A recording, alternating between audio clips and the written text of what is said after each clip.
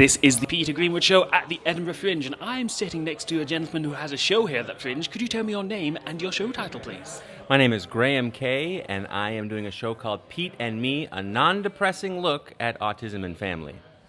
That's an interesting title. What's the title and what is the show? Well, my brother has autism. He's my only sibling. I grew up taking care of him, and I'm going to have to take care of him when my parents can no longer do so.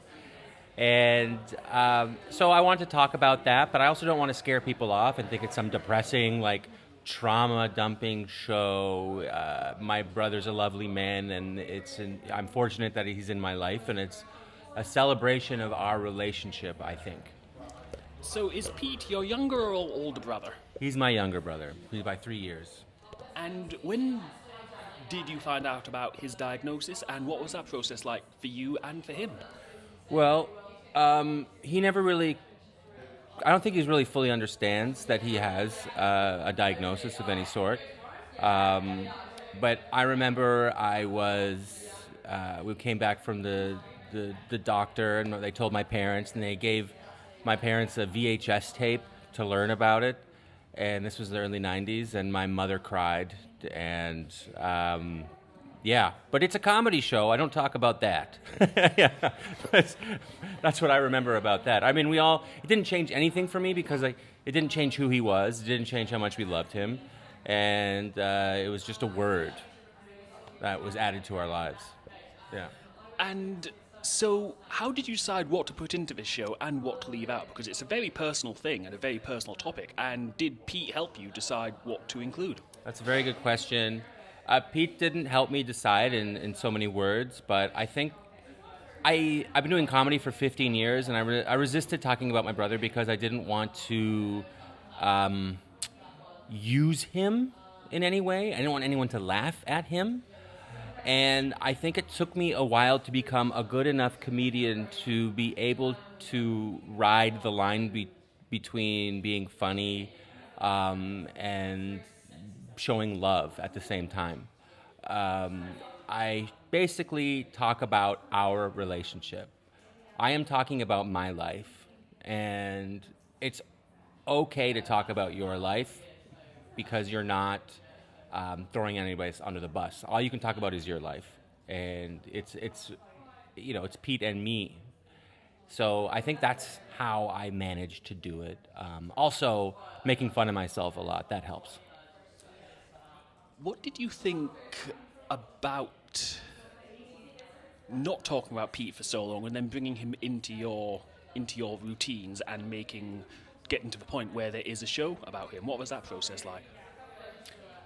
Well, I just started to think about what makes my experience unique as a person. And I didn't know. I have a podcast called Autistic, A Comedian's Guide to Autism, and it's my co-host Kirk Smith, and he has a nonverbal son, 22-year-old son, and I have a sibling, and we always, he wanted to do a podcast with me. I didn't know why we would do one. I didn't think we could go past 3 episodes, but we've been doing it for 7 years, and it became apparent to me that there's not very many resources for family members that isn't depressing, and telling you that it's going to be okay, and that there's still going to be a lot of fun and love in your life. And I want to do a stand-up show about what it's like to be a sibling, because there's nothing out there about being a sibling. And also show the strengths of my brother. He can hold down a job. I've been fired 19 times. I got fired for being a house painter. I painted the wrong house one day. That'll do it. My brother would never paint the wrong house. I'd like to ask a little bit about when it came time to bring the show to Edinburgh. How did you decide to bring it here, and have you altered the show for a Scottish audience at all? Instead of saying Costco, I say Tesco. And I let them know that I made this big adjustment. Yeah. We do appreciate that, thank you. Yeah, you're welcome. You're very welcome. I respect your culture. Is this the first time coming to Edinburgh to the Fringe? It is my first time coming to the Fringe, and it's been amazing. It's a beautiful city. It's a very fun environment to be around so many performers and haggis. I like haggis. I think you need to do a better job of marketing haggis. It's just sausage. Basically, yeah. Yeah. Sausage with a twist. Yeah, well, it's just a delicious form, a different style of sausage. People think it's some intestine or anyway. We don't have to go into that, but haggis is good. Although I have heard about actual sausage that they use everything but the squeal, so I guess sausage, same thing. Right. It's a good point. You should use that. Yeah. So what is next for the show after this? Where are you taking it after the Fringe? I'm going to bring it back to do an off-Broadway run in New York. I did one at Under St. Mark's Theater in the East Village in New York, and I am going to try. We were selling out by the end, so we're going to look for a bigger theater this time. That sounds fantastic. And where can people find out more about you online? You can find me at grahamk.com. Graham is spelled like the cracker, and then K-A-Y. And you can also find me at Mr. Graham K on Instagram. And my agent says that I need to get 100,000 followers, so please help. And you can find me at Mr. Graham K on TikTok. Everyone is getting really excited about me announcing my handles. I know. Now, Yeah. Stay back. Yeah. People love my handles. People love social media. They love it. Oh, we love social media.